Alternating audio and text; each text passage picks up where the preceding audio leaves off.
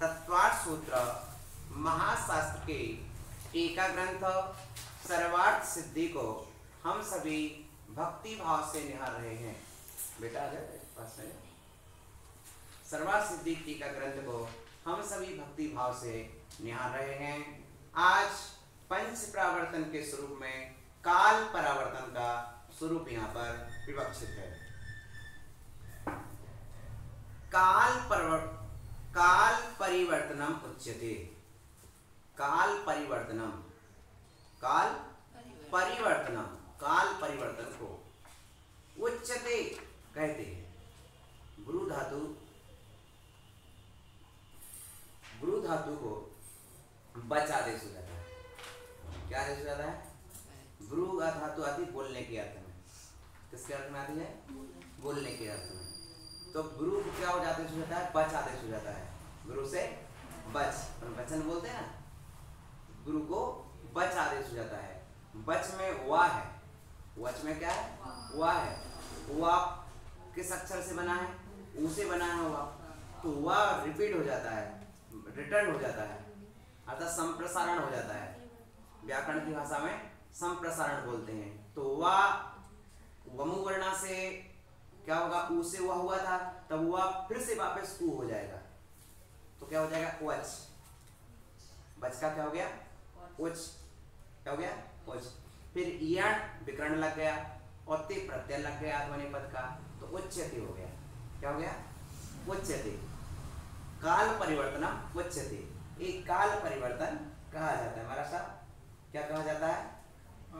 काल परिवर्तन कहा जाता है। ठीक। अब देखिए काल परिवर्तन कैसा कहते हैं? उत्सर्पण्य। ठीक है ना? उत्सर्पणी के, ये षष्ठी विभक्ति का एक वचन। उत्सर्पणी के, ठीक है ना? प्रथम समय में अपन ने इसके रूप पढ़े थे रंभा के या उसके रुचि के, उसी तरह उत्सर्पणी के बनेंगे। तो यहाँ पर उत्सर्पणी के प्रथम समय में जाता उत्पन्न हुआ। उत्सर्पणी काल के प्रथम समय में कोई जीव जन्म लिया। 100 आयुषा, अपनी आयु प्रमाण परिसमाप्तो, पूर्ण करके मृता, मर गया। अपनी आयु पूर्ण करके वो जीव मर गया। साए पुनः एव वही, पुनः ही, साएब वही कौन? वही जीव की बात, एक ही जीव की बात कर रहा है। वही जीव पुनः द्वितीयाया षष्ठी विभक्ति का एक वचन हो गई। कैसे? खराब है। तो काल परिवर्तन उच्यते। काल परिवर्तन को कहा जाता है। काल परिवर्तन कहा जाता है। उत्सर्पण्या क्या हो गया? उत्सर्पणी के दूसरे समय में जाता उत्पन्न हुआ। 100 आयुषा, अपनी आयु पूर्ण करके क्षय करके मृता, मरण को प्राप्त हो गया। अपनी आयु पूर्ण करके वो क्या हो गया? मरण को प्राप्त भी हो गया। साए वही जीव पुनः तृतीयाया, फिर यहाँ षष्ठी का एक वचन, तृतीया तीसरी उत्सर्पणी के तीसरे समय में उत्पन्न हुआ। पहली उत्सर्पणी के प्रथम समय में, दूसरी उत्सर्पणी के दूसरे समय में, तीसरी उत्सर्पणी के तीसरे समय में उत्पन्न हुआ। ठीक है ना? एवं अनेन क्रमेण, इस प्रकार से क्रम से उत्सर्पणी परिसमाप्ता, पूरी उत्सर्पणी जितनी होती हैं संपूर्ण उत्सर्पणी को पूरा किया। तथा अवसर्पणी, इसी प्रकार से अवसर्पणी को क्या? अब देखो, प्रथम उत्सर्पणी का पहला ही समय हो भैया। प्रथम उत्सर्पणी का पहला ही समय हो, वही गिनती में आएगा।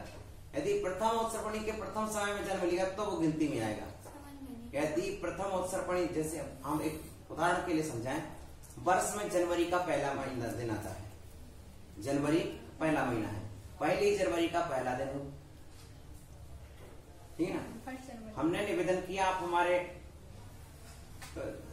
यहाँ आना, ठीक है, लेकिन कब? प्रति वर्ष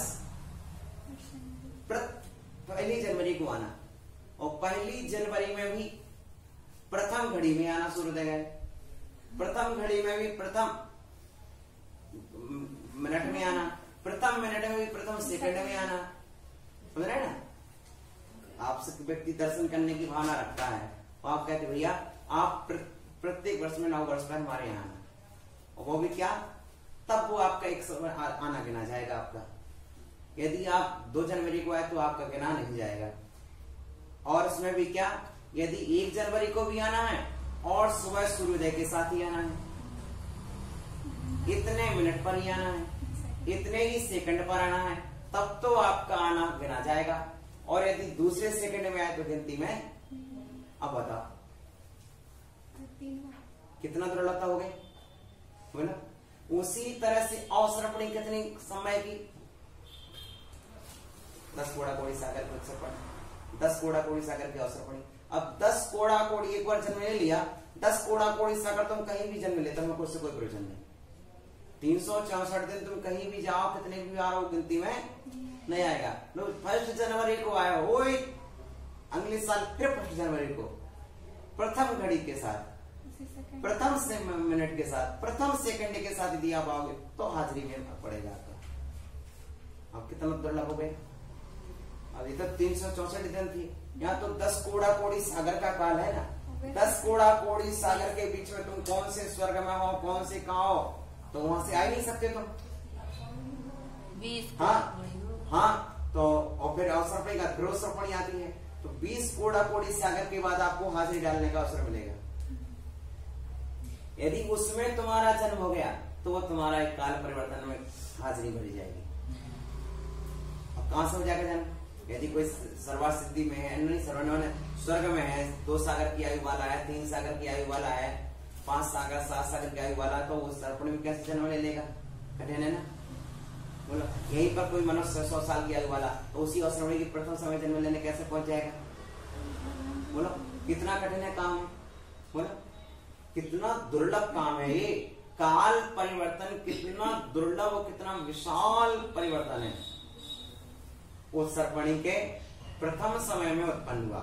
और कश्चित जीवा, कोई जीव 100 आयुषा परिसाप्त, तो अपनी आयु पूर्ण करके मर गया, पुनः द्वितीय सर्पणी के फिर दूसरे समय में, ठीक है ना, तीसरी सर्पणी के तीसरे समय में। ऐसी 10 कोड़ा कोड़ी सागर में जितनी उत्सर्पणी है, नहीं जितनी उत्सर्पणी के समय, उत्सर्पणी के कितने समय है, एक उत्सर्पणी 20 कोड़ा कोड़ी सागर की होती है, 20 कोड़ा कोड़ी सागर की एक उत्सर्पणी होती है, ठीक है ना। 10 का उत्सर्पणी, 10 कोड़ा कोड़ी सागर उत्सर्पणी, 10 का अवसर्पणी, ठीक है एक, तो ठीक है ना। इस तरह से एक चक्र में अब जब 20 कोड़ा कोड़ी सागर में कितने वर्ष होंगे, उतने वर्षों में कितने घंटे होंगे, उतने वर्षों में कितने मिनट होंगे, उतने वर्षों में कितने सेकंड होंगे, एक सेकंड में ऐसा क्या समय होते हैं। तो उन संपूर्ण उत्सर्पणी के जितने समय हैं, उतनी बार एक एक समय तक करते करते करते जन्म ले, तब कहीं उसका काल परिवर्तन पूरा होता है। उसी क्रम से अवसर्पणी भी पूरी, 20 कोड़ा कोड़ी सागर में जितने समय हैं, उतने समय में प्रत्येक एक समय बढ़ते बढ़ते ही आपका जन्म हो। एक समय बढ़ते बढ़ते जब जन्म होगा और उतनी बार जब जन्म लोगे, तब आपका एक काल परिवर्तन पूरा होगा। आप किसी भी कल्पना को दौड़ाइए, आप विचार करिए। हम कोई कहेंगे हम 1 जनवरी को, अगले बार फिर आपको दूसरी साल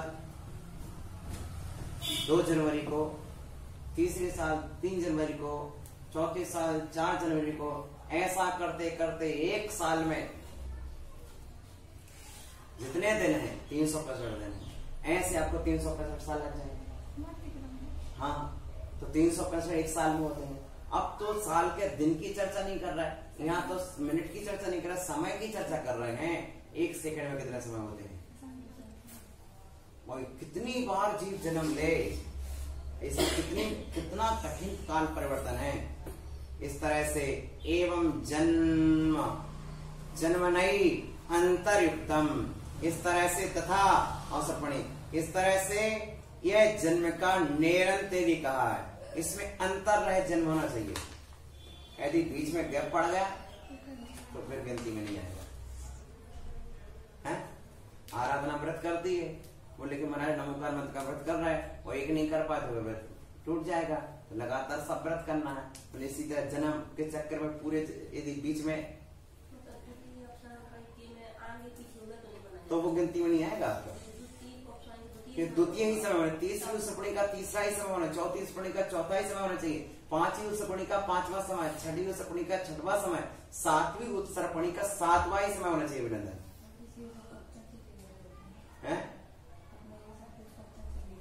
जब तक मोह है,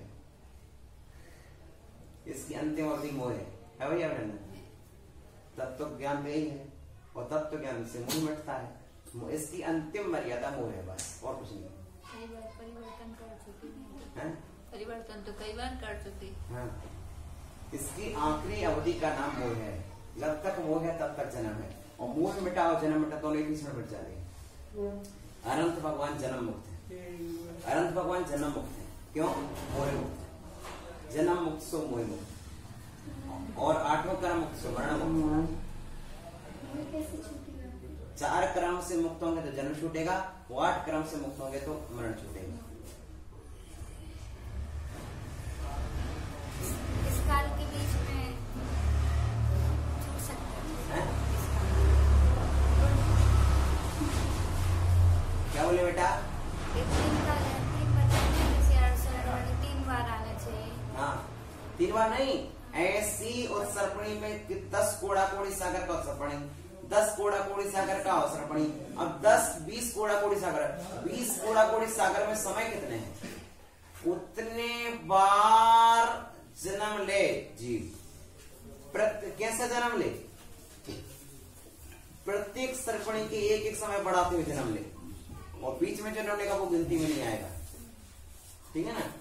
अशोक जी को अपन ने बोला भैया आप 2020 की 1 जनवरी को आना, फिर 2021 की 2 जनवरी को आना, 2022 की 3 जनवरी को आना। एक साल बढ़ाता जाए, एक दिन बढ़ाता है। अब बीच में यदि एक दिन का गैप पड़ जाए तो वो तुम्हारा नियम भंग हो जाएगा। ठीक है ना? तो काल परिवर्तन आप दुर्लभ तो समझिए। और 2021 की आपको 1 जनवरी को आना है। 1 जनवरी में सुबह 7 बजे ही आना। सुबह 7 बजे में 7:01 पर आना। 1 मिनट का जब पहला सेकंड होगा तभी आपको आना है, तब आपका उसमें हाजिरी भरी जाएगी। यदि तुम पहले सेकंड के छोड़कर दूसरे सेकंड में आए तो आपकी हाजिरी आने में नहीं भरी जाएगी। फिर 1 साल में कितने समय है? जितने 1 साल में समय हो उतनी बार आपको आना। तो 1 साल, एक अंतर्मुहूर्त में कितने समय है भाई? 1 सेकंड ही लगा लो आप, तो 1 मिनट में 60 सेकंड है, तो 60 बार आना। तो 60 बार आने के लिए 60 साल लग जाएंगे इनको, क्योंकि 60 जनवरी आएंगी, 60 साल में आएंगे। तो 1 मिनट की 60 पूर्ति करने के लिए 60 साल चाहिए। तो एक उत्सर्पणी काल 20 कोड़ा कोड़ी सागर को पूर्ति करने के लिए कितना समय चाहिए? 1 जनवरी 365 दिन की बात आती है, लेकिन एक उत्सर्पणी 20 कोड़ा कोड़ी सागर की बात आती है। हाँ, यदि 1 जनवरी को पूर्ति करना है आपको तो 365 दिन बाद आएगी वो जनवरी आपकी। और काल परिवर्तन में एक समय पूरा करना है कि अगले समय आएंगे हम, तो 20 कोड़ा कोड़ी सागर के बाद चांस मिलेगा आपको। अगले जनवरी का चांस कब मिलेगा आपको? 1 साल बाद ही मिलेगा आपको। उसी तरह अगली उत्सर्पणी का काल समय कब मिलेगा? 20 कोड़ा कोड़ी सागर के बाद। अब 20 कोड़ा कोड़ी सागर तुम कहाँ होगे? क्या तुम्हारी स्मृति में होगा? और जन्म तुम्हारे अधीन नहीं है, मरण तुम्हारी अधीन नहीं है।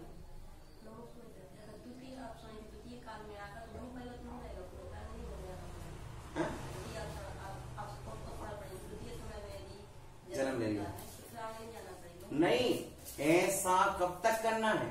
जब तक कि 20 कोड़ा कोड़ी सागर में जितने समय होते हैं। अभी तो अनंत काल बनेगा। एक एक काल परिवर्तन में अनंत काल का काल परिवर्तन है, असंख्यात काल का तो है नहीं। अनंत काल, अंत हम कैसे कहें कि तुम अनादिकाल से संसार में हो, अनंत काल से संसार में हो?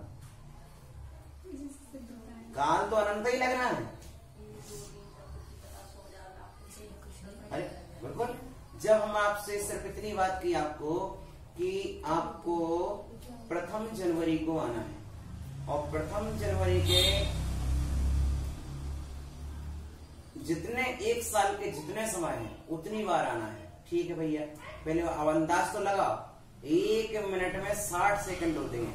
60 सेकंड की पूर्ति करने के लिए लगातार यदि टाइम टू टाइम मिला के भी आए तो 60 साल तो लगेंगे 1 मिनट के समय पूर्ति करने के लिए। और यदि उसके बीच में 1 सेकंड का गैप पड़ गया तो वो गिनती में नहीं आएगा। और ऐसा मुश्किल संभव नहीं है कि 1 सेकंड का गैप ना पड़े। बोलो बोलो, संभव कोशिश करो आप, कितना संभव हो सकता है, क्या कितना कठिन काम हुआ है। तो एक काल परिवर्तन तो एक तुम्हें स्मृति भी रह सकती है कि चलो अगले साल भी अपन को जाना है, अगले साल भी अपन को जाना है, साल भर भी इसमें रह सकती है। लेकिन 20 कोड़ा कोड़ी सागर की अनंत कितने जन्म बदल जाएंगे, कितने मृत्यु हो जाएगी। और जन्म मरण अपने अधीन भी नहीं है। यहाँ तो जाना आना अपने अधीन है, लेकिन जन्म मरण तो अपने अधीन भी नहीं है। अब सोचो कितना कठिन है। तो ये काल परिवर्तन करुण करने में अनंत काल लग जाता है। इसमें भी अनंत ही काल है, काल की अपेक्षा अनंत ही काल लगना है यहाँ पर भी, ठीक है ना। इसलिए जीव जो है अनादि अनिधन है। इसलिए मैं बोलता हूं कि आप बड़े कि आदिनाथ बड़े, और आदिनाथ और अपन अनादिकाल से हैं। और आदिनाथ के पहले अनंत चतुर्वेद से तीर्थंकर हो गए। आदिनाथ पहले तीर्थंकर नहीं है, आदिनाथ पहले तीर्थंकर नहीं है। आदिनाथ के पहले भी अनंत अवसर्पणी हो चुकी, अनंत उत्सर्पणी भी हो चुकी, क्योंकि काल द्रव्य अनादि है। वो अनादि का मानक कुछ है ही नहीं, अनादि कब से है, अनंत काल बीत गया। तो कितनी अनंत तीर्थंकर होगा, अनंत भगवान होगा, अनंत सिद्धालय में संतों की संख्या कितनी है, तो अनंत अनंत है। तो अनंत अनंत सिद्ध हुए तो कल्पना करो कि कितने समय में होते हैं। तो इस काल द्रव्य का कहीं से आदि नहीं है और कहीं तक अंत नहीं है। काल द्रव्य का ना कहीं आदि है और ना कहीं अंत है। इस तरह से मरणस्यापि क्या निरंतरम तथैव ग्राह्यम, मरण की भी निरंतरता जान लेना चाहिए। अंतर है ये लाइट है एतावत काल परिवर्तनम, इस तरह से काल परिवर्तन जानना चाहिए। ओम नमः तेभ्या। रामगढ़ से श्रीमान अशोक कुमार जी, श्रीमान पवन कुमार जी, श्रीमान सोहन लाल जी, हिमांशु जी और डबला जी एक पधारे हुए हैं। बहुत प्रसन्नता है। मैं बोला था बोल लो थोड़ी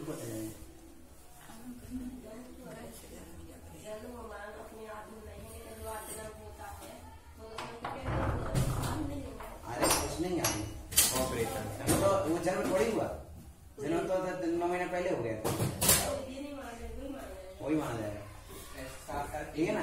जन्म वो वाला नहीं माना जाता, वही वाला जो, इसलिए जन्म जो माना जाएगा ना, तो 9 महीने पहले जो गर्भ में आया वो जन्म है। गर्भ में जो आया जिस क्षण वो पहला समय है, वो कोई के अधीन नहीं। काल संसार में परिवर्तन करते हुए जीव उस सर्पणी और सर्पणी के सब समयों में अनेक बार जन्मा और मरा, संपूर्ण समयों में अनेक बार जन्मा और अनेक बार मरा। एक गाथा याद कर सकते हैं आप। भाव परिवर्तन उच्यते। अब भाव परिवर्तन को कहते हैं, कह दूं, नरक गति में सबसे जघन्य आयु कितनी है? 10,000 वर्ष। 10,000 वर्ष का एक भाव हुआ, कितने हजार वर्ष का? एक जीव उस आयु से वहां उत्पन्न हुआ। कहां उत्पन्न हुआ बेटा? नरक में उत्पन्न हुआ, ठीक है ना। पुनः घूम फिरकर उसी आयु से वही उत्पन्न हुआ। 10,000 वर्ष की आयु से वहां उत्पन्न हुआ। पुनः और कई जगह जगह में भटक लिया। पुनः 10,000 वर्ष में एक समय, एक आयु का समय बढ़ाकर फिर वही उत्पन्न होगा नरक में। एक समय और बढ़ा लेगा ना, फिर 2 समय बढ़ाएगा, फिर 3 समय बढ़ाएगा। इस प्रकार 10,000 वर्ष के जितने समय हैं, 10,000 वर्ष के जितने समय हैं उतनी बार वही उत्पन्न हुआ और मरा। कहां? नरक में 10,000 वर्ष में कितने समय है? 10,000 समय नहीं, 10,000 तो वर्ष में। एक वर्ष में कितने दिन है? 365 दिन है। एक दिन में कितने घंटे हैं? 24 घंटे हैं। एक घंटे में कितने मिनट हैं? 60 मिनट है। एक मिनट में कितने सेकंड है? 60 सेकंड है। एक सेकंड में कितने समय? असंख्य समय। यानी यहाँ पर भी कहां तक पहुंच जाएंगे? अनंत तक पहुंच जाएंगे। ऐसा करते करते 33 सागर तक पूरे करना। पहले 10,000 नरक के पूरे करो, फिर आयु के एक एक समय बढ़ाकर नरक के 33 सागर आयु समाप्त की। एक एक समय बढ़ाते बढ़ाते बढ़ाते पूरी आयु भोगना। 33 सागर एक ही समय बढ़ना चाहिए, एक दिन नहीं बढ़ना चाहिए। तदनंतर नरक से निकलकर अंतर मूर्त आयु के साथ त्रेंच गति उत्पन्न हुआ। अब नरक का पूरा होगा कब? जब नरक में 10,000 वर्ष के प्रथम समय उत्पन्न हो गए, फिर 10,000 वर्ष दो समय, 10,000 वर्ष 3 समय, 10,000 वर्ष 4 समय, करते करते करते 10,000 वर्ष में जितने समय उतनी बार वहां उत्पन्न हुए। 5 समय, 10 समय, ऐसे पूरी संख्या बढ़ाना 10,000 वर्ष तक। हाँ ठीक है ना। तदनंतर नरक से निकलकर अंतर मूर्त के आयु से त्रेंच गति में उत्पन्न हुआ। पूर्वोक्त क्रम से उसने त्रेंच गति की 3 पल्लेपम आयु समाप्ति की। कितनी आयु समाप्त कर दी अभिनंदन भैया? आप तुम कहाँ खोया बेटा? नहीं खोए। इस प्रकार मनुष्य गति में अंतर मूर्त से लेकर 3 पल्लेपम आयु समाप्ति की। कितनी समाप्त कर दी? तथा देवगति में नरक गति के समान आयु समाप्त की। देवगति में भी कितनी सागर है? 33 सागर तक की आयु है। 33 सागर तो पहुंचेगा नहीं, भ्रमण करना है तो जहां तक की संभव वहां तक 22 सागर तक। किंतु देवगति में इतनी विशेषता है कि 31 सागर रूपम आयु समाप्त होने तक कथन करना, क्योंकि अब जीव 30 सागर तक पहुंच सकता 9वें ग्रह अब तक। ठीक है ना। हाँ अभव्य जीव की कथन है, बोलते ना मुनि व्रत अनंत, और जिससे स्पष्ट होना 31 सागर तक क्या अभव्य को मिलती है। तो अभव्य की चर्चा है, वहां पर भव्य की चर्चा है ही नहीं। हाँ मुनि बनेगा तभी 31 सागर की आयु पाएगा, और किसी में दम ही नहीं 31 सागर जाने की। मुनि बने बिना 9वें ग्रह कोई उत्पन्न हो ही नहीं सकता। द्रव्यलिंगी मुनि होना ही चाहिए, क्योंकि जितना उत्कृष्ट जैन मुनि आचरण कर सकता है उतना उत्कृष्ट आचरण अन्य लिंग वाला कर ही नहीं सकता है, अन्नवत वाला।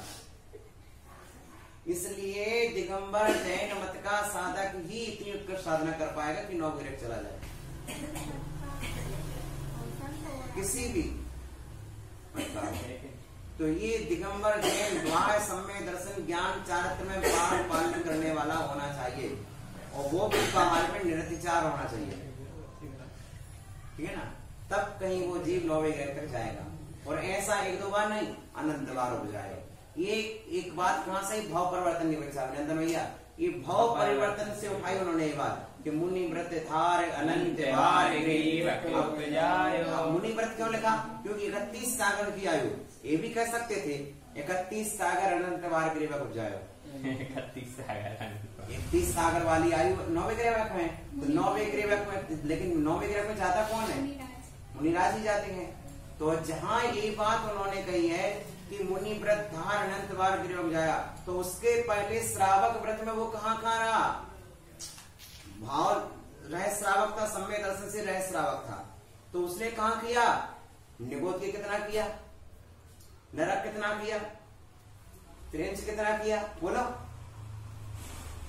माने मुनि व्रत की एक बार सीमानंत बार उत्पन्न हुआ, लेकिन इसमें तो श्राव दशा में, प्रति दशा में तो को गणना से परे है। जब हमारे सामने कभी भी एक प्रश्न आ सकता है कि मुनि व्रत को धारण करके अनंत बार ग्रह उत्पन्न हो गए, और जब भी कोई आधुनिक ज्ञानी चर्चा करता है तो कहता ही है कि मुनि व्रत में लगा दो, ऐसे मुनि व्रत को अनंत बार पाल लो, ऐसे पीछे कुंडल बहुत जोड़ ला। लेकिन भैया वहां जो चर्चा भव्य मुनि की चर्चा है, भव्य मुनिराज की चर्चा नहीं है।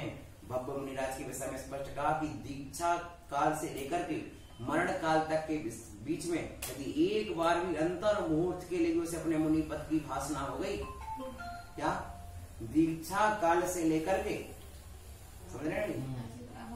दीक्षा काल से लेकर के, दीक्षा काल से लेकर के, समझ रहे ना, और सम्मुख मृत्यु काल के पूर्व तक उसे जीवन में एक बार भी यदि मुनि पद की महिमा आ गई, भान हो गया, समझ रहे ना, तो नियम से समझ लो कि वो कितने भाव के भीतर, 32 भाव के भीतर भीतर मोक्ष चला जाएगा।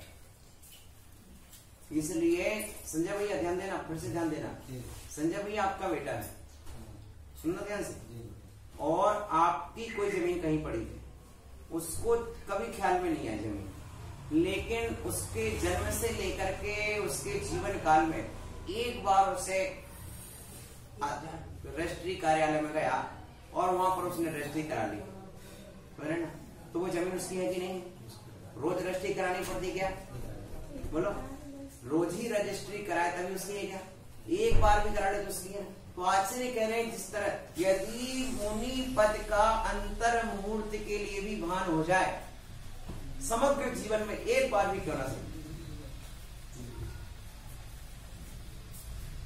तो ऐसा जीव भी संसार में नहीं भटकता, वो भी अर्ध पदगल परावर्तन काल के भीतर भीतर नियम से मोक्ष चला जाता।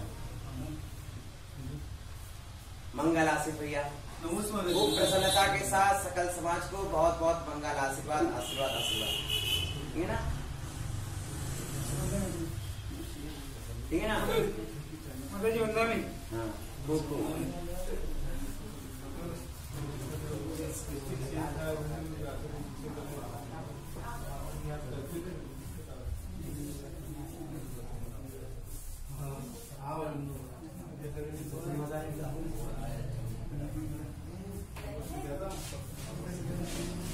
हो गया। तो ये वस्तु तथ्य जो है, इस तथ्य को आपको हमको बहुत अच्छी तरह से कुशलता से हमको दर्शाना था, और वो विषय मैंने आपको दर्शा दिया, ठीक है ना। अब देखो, अभी तो ये इतना ही हुआ, तो जो बार बार विषय आता था अपने जीवन के, मुनि व्रत धार अनंतवार, तो मुनि व्रत धार क्यों लिखा है? क्योंकि 31 सागर की आयु, 31 सागर की आयु 9वें गिरियक में है, और 9वें गिरियक में सिर्फ मुनि उत्पन्न हो सकता है उत्प्रेक्षा से कही।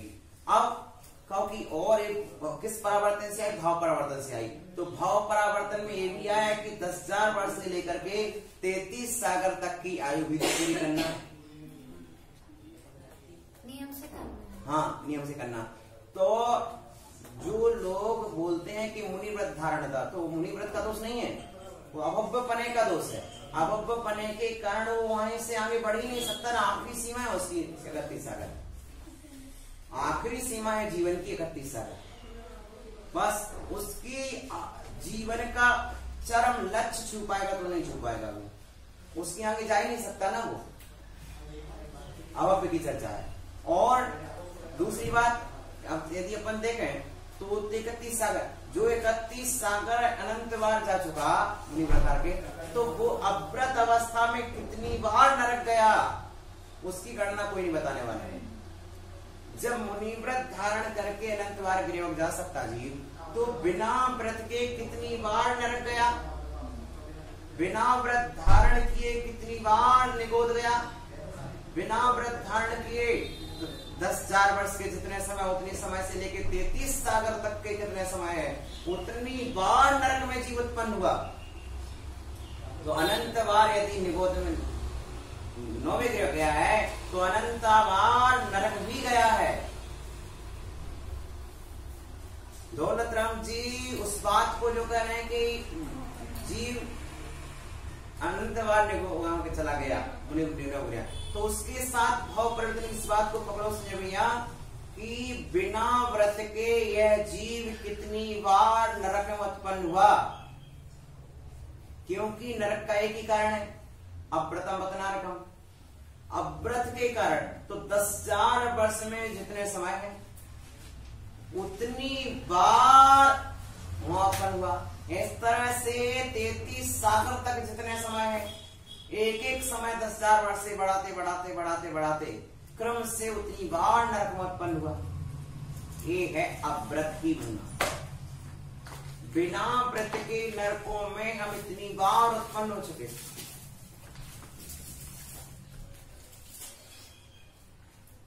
बिना व्रत के ये लास्ट में भाव परिवर्तन की सबसे लास्ट विधि है, वो तो नवग्रह की तो, लेकिन उसके पहले नरक की चर्चा करने क्यों तैयार नहीं हुई है? जब द्रव्य लिंग में चारित्र को धारण करके 33 सागर, माने एक तो ये बताना चाहते मुनिपद इतना दुर्लभ है, और इतने दुर्लभ मुनिपद को धारण करके भी इतनी बार जा चुके तुम, तो उसके पहले अव्रत में नरक कितनी बार गए उसकी गणना कौन करे?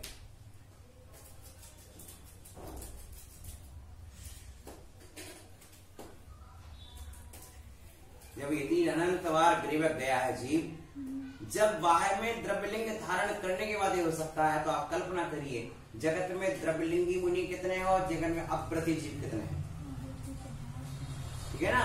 आप लगाओ कि द्रव्यलिंगी मुनि कितने हैं और अव्रती जीव कितने हैं, बताओ। द्रव्यलिंगी मुनि तो अपन को पूरे संपूर्ण साधु ही 1500 आपको दिख रहे हैं, तो द्रव्यलिंगी उनमें से कितने होंगे? अरे लगाओगे भी तो फिर अव्रती कितने हैं? पहले पूरे जगत में अव्रती भरे पड़े हैं, तो वे कितनी बार नरक में उत्पन्न हो गए, वो कितनी बार नरक में चले गए, तो उसकी तो बात ही हम करने को तैयार नहीं है, उसकी तो बात ही हम सुनने तैयार नहीं है। हम सीधा अपना निशाना साधते हैं, अनंत बार गृह को बुझाओ। कम से कम नरक से तो वैसे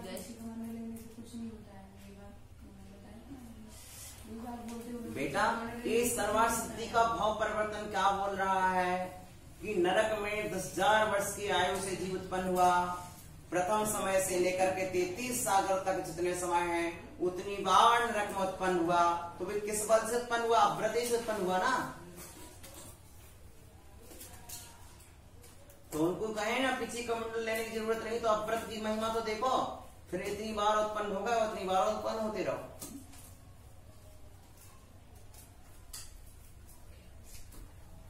माने ये भाव परिवर्तन का पूरा स्वरूप तो समझो, पूरा स्वरूप तो समझ में आए। आखिर कल्याण तो होना उसी से, भावलिंग द्रव्यलिंग भावलिंग सहित समन्वयचर्या से। और ये बात भी ध्यान में रखो, देखो बार बार कहते हैं, सामने कोई एक दुकानदार है, वो दुकान खोल के बैठता है सुबह से शाम तक, यदि बिल्कुल भी दुकान नहीं चले तब भी एक ग्राहक भी आ जाता है, कहता कि हम सफल हो गए। ठीक है ना? अब देखिए एक सफलता की हमने कहा कि जीवन भर में उसकी जमीन पर उसकी दृष्टि, एक दृष्टि किराया जीवन की उसके हो जाती है। उसी तरह से यहाँ पर है कि आपने भाव परिवर्तन में कितनी बार, आचार्य कहते एक बार भी यदि मुनि दशा का अनुभव कर लिया, अंतर्मूर्त के लिए अनुभव कर लिया, तो तुम्हारा अर्थ पुद्गल परावर्तन काल से नहीं रहेगा। जो लोग बोलते मुनि व्रत पिछी कमंडल की क्या जरूरत है, वो बोलते हैं बिना पिछी कमंडल के तो संसार का अंत आना ही नहीं है। बिना संयत बने असंयत औदैक भाव भी नहीं है। बोलो ये औदैक भाव चलता रहेगा तो निर्वाण हो जाएगा क्या? तो निर्वाण कब होगा? जब संयत बनोगे, औदैक भाव मिटेगा तब। और संयत बनने के बाद ही अर्थ पुद्गल प्रवर्तन शेष रहता है। यदि संयमी बने वो कितना भी भ्रष्ट हो जाए, कितना भी भ्रष्ट हो जाए, कितना भी छूट जाए मुनि पर, लेकिन अर्थ पुद्गल परावर्तन काल के अंदर उसे नियम से निर्वाण की योग्यता आ ही जाएगी। क्यों? कितनों 1000 बार, लाख बार। सुना भैया? क्योंकि नियम है, सम्यक दर्शन का उत्कृष्ट अंतर काल कितना है? प्रमत्त संयत का उत्कृष्ट अंतर काल कितना है? अर्ध पुद्गल परावर्तन काल। और सुनो भैया, और जगन अंतर काल कितना है? अंतर्मूढ़ है। अभी कोई साधु कैसी चर्या कर रहा है? अंतर्मूढ़ पर उसके भाव समझ सकते हैं, देखने वाला देखता रह जाएगा। भैया कापी पे लिखा था तब तक विभास्वर सागर ने पढ़ लिया कुछ देखा अभिनंदन ने, और अभिनंदन ने किसका अक्षर सुधार दिया। अभिनंदन ने तो देख लेना कि जी कुछ गड़बड़ लिखे थी, इनने देख लो गड़बड़ लिखे, सुधारने वाले ने तत्काल देखा और सुधार दिया। सुधारने वाले ने तत्काल सुधार लिया, उसको सुधारने में 1 मिनट भी नहीं लगी, क्योंकि उसने चेहरे को भांप लिया। किसने? मेरी डायरी में लिखे हुए को सेठ जी का। अब देखिए इसने सुधार लिया। अब इधर क्या किया इनने परिवर्तन में, इनके में क्या गया, इसकी डायरी में गलत लिखा, इसकी डायरी में गलत लिखा, अब उसको प्रचार कर दिया। समझ रहे ना? तो इसी तरह ये दशा संसार की है कि कौन सा साधक सम्यक दर्शन का या मुनि पद का जगन अंतर काल कितना है? बोलो। जगन अंतर काल अंतर्मुहूर्त है। अंतर्मुहूर्त के भीतर भीतर मुनि पद से गिर करके जी मुनि पद में वापस लौट सकता है। मुनि पद से गिर भी जाएगा और मुनि पद में वापस भी आ जाएगा। समझ रहे हैं? मुनि पद से गिर भी जाएगा और मुनि पद में अंतर्मुहूर्त में वापस भी आ जाएगा। संभालने वाले मिल जाए, जिनवाणी संभालने के लिए खड़े हैं, गुरु महाराज संभालने के लिए खड़े हैं, और अपन जागृत चेतना है तो संभल भी जाते हैं, चूक भी हो जाती है, संभल भी जाते हैं। बोलो। अब यदि कोई भी निमित्त ना मिले, ना संभले उपादान, तो कब तक नहीं संभले? उपाद पुद्गल परावर्तन काल तक ना संभले, लेकिन उपाद पुद्गल परावर्तन काल के भीतर भीतर उसका निर्माण कंप्लीट हो गया। जिस दिन आत्मा ने सम्यक दर्शन प्रकट किया उसी दिन फाइनल डेट निर्माण की लग गई कि उपाद पुद्गल के भीतर भीतर भीतर तेरा निर्माण हो ही जाएगा। उसके पहले कर ले तो कर ले, कोई दिक्कत नहीं, लेकिन इतने काल के भीतर तो भीतर। संजय भैया, आप टीचर हैं, गवर्नमेंट शिक्षक हैं, जिस दिन आपने टीचर की ज्वाइनिंग की थी उसी दिन आपकी रिटायर्ड की तारीख भी लिख गई थी। बोलो बोलो, लिख गई कि नहीं? जिस दिन टीचर की ज्वाइनिंग की उसी दिन अधिकतम रिटायर्ड की तारीख क्या होगी? ये होगी। इस तारीख को ज्वाइनिंग की है तो इतने साल में तुम्हारी रिटायर्ड भी हो जाएगी। अब बीच में लेना चाहो तो ले लो, बीच में मोक्ष जाना चाहते चले जाओ, तुम्हारे पुरुषार्थ पर निर्भर है। लेकिन तुम यदि नहीं भी लिए रिकॉर्डिंग तो इतना सब रिटायर्ड हो जाएगी। अर्थात सम्यक दर्शन को ग्रंथ जिस तरह गवर्नमेंट सर्विस को ज्वाइन करते पड़ जाती कितनी होगी? बोलो, लगा लेते कि नहीं?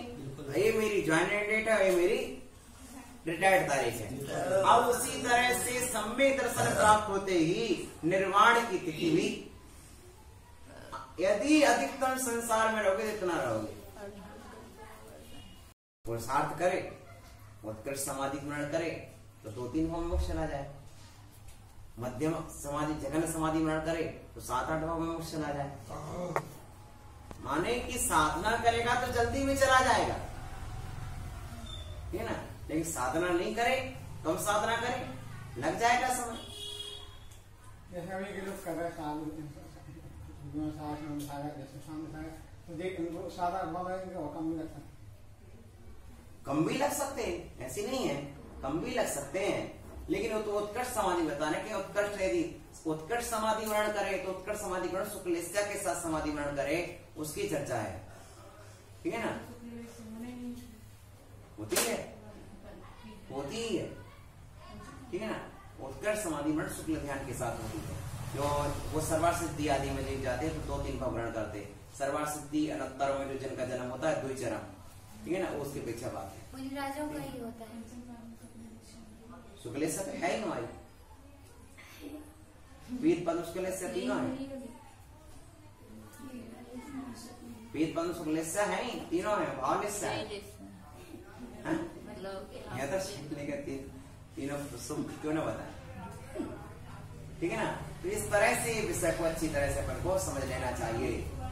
तो आज तक बार-बार प्रसंग आ रहा था कि मुनि वृद्धार नंदवार गिरह बुझाया, तो आज उसका भी क्लियर कर लिया है कि ये तो देवगति में मुनि पद की उत्कृष्ट अवस्था हो गई, क्योंकि मुनि के सिवा कोई उत्पन्न नहीं हो सकता है। तो जब मुनि व्रत के साथ इस दशा है तो उसका श्रावक दशा के साथ क्या, अव्रत दशा के साथ क्या होगी?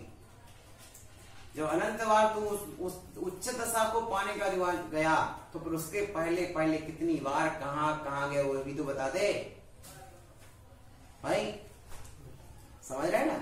जब तुम वहां पर उत्कृष्ट अवस्था में जाने के बाद भी ये दशा है तो निम्न अवस्थाओं के कारण तुम नरक में कितनी बार गए, त्रिंच में कितनी बार गए, निगोद में कितनी बार गए? तो कहते निगोद वासन नाम उच्चंती। निगोद वास में तो निकलना ही बहुत कठिन है, निकलना बहुत कठिन है। आज से कहीं उदाहरण दिया कि जैसे कोई खरबूजा वाला चना सेकता है तो कितनी बड़ी कढ़ाई होती है, उस कढ़ाई में सेकता है और कोई चना उछट के जैसे बाहर निकल आता है बहुत सारे चने के ढेर में से, उसी तरह 6 महीना 8 समय में 608 जीव निगोद से निकल करके बाहर आ पाते हैं। 6 महीना 8 समय में ऐसे ही अपन की दशा है। अपन ऐसे नहीं आ गए, 6 महीना 8 समय में 608 जीव अपन आए हैं निगोद से निकल। गिनती हो गई अपन की और का अपन त्रस राशि में आ गए ना। स्थावर राशि से निकलकर त्रस राशि में आना ये बहुत बड़ी दुर्लभता है। 608 जीव में आ गए और अब जो ही अपन आए उतने ही जीव मोक्ष चले गए, क्योंकि 6 महीना 8 समय में 608 जीव निगोद से निकलकर संसार राशि में आते हैं, संसार राशि से निकलकर त्रस राशि में आते हैं और यहाँ के त्रस राशि से निकलकर के जीव मोक्ष में चले जाते हैं। 608 से अधिक जीव मोक्ष नहीं जाते 6 महीने 8 समय में, जितने आए उतने गए और उतने ही जीव निगोद से निकलते हैं। ठीक है ना? इतने जीव। बेटा कुछ बोलना चाहती बेटा? तो 6 महीना 8 समय में निगोद से 608 जीव निकलते हैं और इतने ही समय में अन्य कोई साधना करने वाले साधक 6 महीने 8 समय 608 जीव मोक्ष चले जाते हैं। इससे अधिक मोक्ष नहीं जाने वाले। नहीं नहीं नहीं, कोई अधिक का वर्णन नहीं है। दोनों के साथ में होता है, उनका आना उनका जाना। नहीं, ऐसा कुछ नियम नहीं है, लेकिन इस 6 महीने का अवसर दे दिया ना, इतने के भीतर हो जाएगा। ठीक है ना? आपका स्कूल है, स्कूल में सिस्टम है कि 50 विद्यार्थी इस 12th के बाद विद्यार्थी एक क्लास के आगे बढ़ जाएंगे और एक क्लास हर साल बढ़ती जाएगी। इतने पहली क्लास के दूसरे पढ़े पहली क्लास खाली है तो पहली क्लास में नए एडमिशन इतने होते जाएंगे, तो पहली क्लास में नए एडमिशन होते जा रहा है और 12th से विद्यार्थी खाली होते जा रहे हैं। ठीक है ना? 12th वाले विद्यार्थी का कॉलेज छूट गया और पहली वाले दूसरे पद में पहली क्लास हर साल खाली रहेगी, तो साल में वो चांस मिलेगा। हाँ।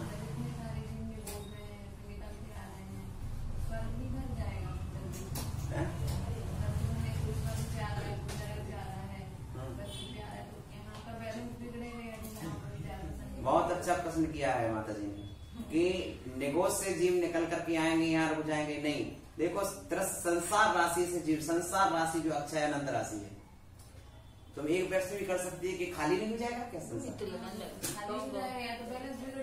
हाँ, अक्षय अनंत राशि का मतलब ये है, अभी आपने कोई समुद्र देखा कि नहीं देखा? तो कोई भी समुद्र देखा हो, उस समुद्र में नाव कब से चल रही है, उस समुद्र में चिड़िया कब से पानी पी रही है, तो समुद्र रात तक खाली नहीं हुआ। ठीक है ना? जिस तरह से वह समुद्र कभी खाली नहीं, उसी तरह अक्षय अनंत राशि में से कितने ही जीव वहां से निकलते हैं, लेकिन वो राशि समाप्त नहीं होगी, क्योंकि अक्षय अनंत है, अनंत नहीं है, अक्षय अनंत है। कैसा अनंत है? अक्षय अनंत है। कैसा अनंत है भैया? अक्षय अनंत है। समझ रहे ना? अनंत भी नहीं, अक्षय अनंत, इस तत्व को समझना। और अक्षय अनंत के कारण वो समाप्त होने वाला नहीं है। 6 महीने 8 समय 608 जीव निकलेंगे और मोक्ष में जाते जाएंगे, न मोक्ष कभी भरेगा न निगोद कभी खाली होगा। हाँ, तो संसार राशि उतनी रहेगी, 10 राशि की संख्या नहीं बढ़ने वाली, 10 राशि उतनी ही रहेगी। 10 राशि से निगोद में नहीं जा सकते? जा सकते। 2000 सागर के लिए जीव को 30 पर्याय मिलती है। कितने सागर के लिए? मात्र 2000 सागर के लिए 30 पर्याय मिलती है। यदि इतने काल में तुमने कल्याण कर लिया तो कर लिया, अन्यथा अपना वापस निगोद जाओ।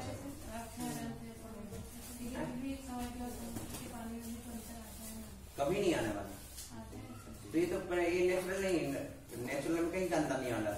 जहाँ ये तो छोटे समुद्र, जहाँ विशाल समुद्र है, लवण समुद्र है, कालोदय समुद्र है, वो समुद्र अनादि से अनंत काल तक रहने वाले हैं। अंत शाश्वत नहीं कहोगे आप, फिर उन्हें अकृत्रिम नहीं कहोगे फिर आपने। जो अकृत्रिम होते शाश्वत तो कभी नाश नहीं होते हैं, जो नाश होते वे शाश्वत नहीं होते हैं।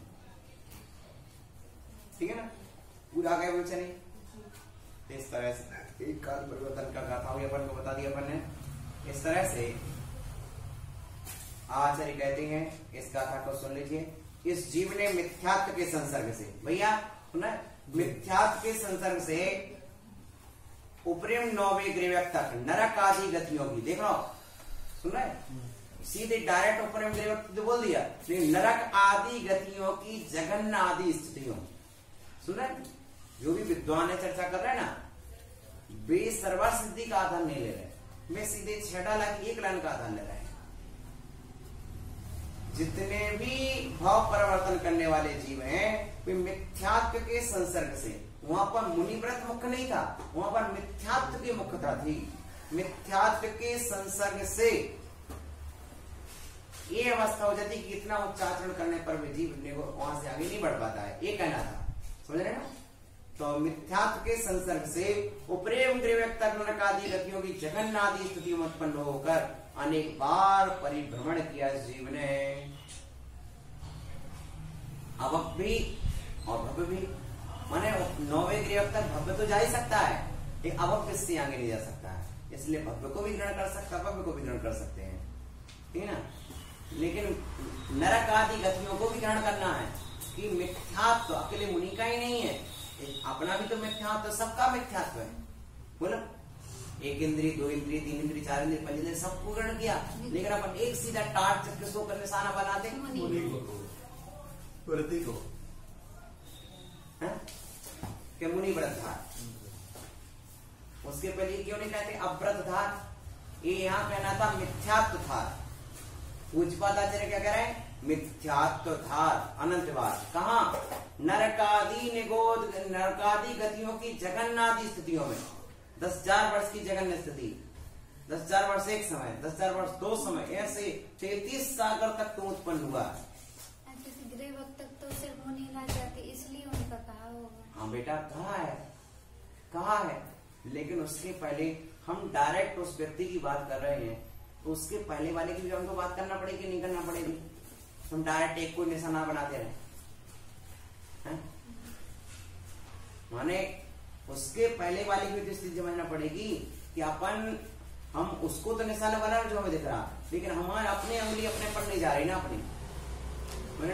अपनी उंगली अपने पर जाए कि मैं मिथ्यात्व के कारण नरकादि में कितनी बार उत्पन्न हुआ। यदि 33 सागर वो मुनि कौन था, ये तो इस भाव में मुनि बना, मैं भी तो था पिछले भाव का मुनि हो सकते, तुम भी तो पिछले भाव के मुनि, तो मुनि यदि थे तो तुम अनंत बार गए, लेकिन उसके पहले अव्रत में नरक कितनी बार गए। यदि 9वें ग्रीवक का सुख मुनि बन के भोगा है तो नरक और निगोद में कितनी बार जा चुके हैं, माना उसकी तो किसी को याद ही नहीं है। और उसको कौन कहेगा जो भाव प्रवर्तन सर्वार सिद्धि से पड़ेगा। माने वहां पर श्री बताया था, आज मुनि व्रत को धारण करके भी अनंत बार जा चुके हो, तो यदि वो श्रावक की बात करो तो श्रावक को बता दे कि हे श्रावक, अव्रत दशा में तो तेरा कोई अनंत का पार ही नहीं, और छोरी नहीं है ना, तो ये बताना था उचित है।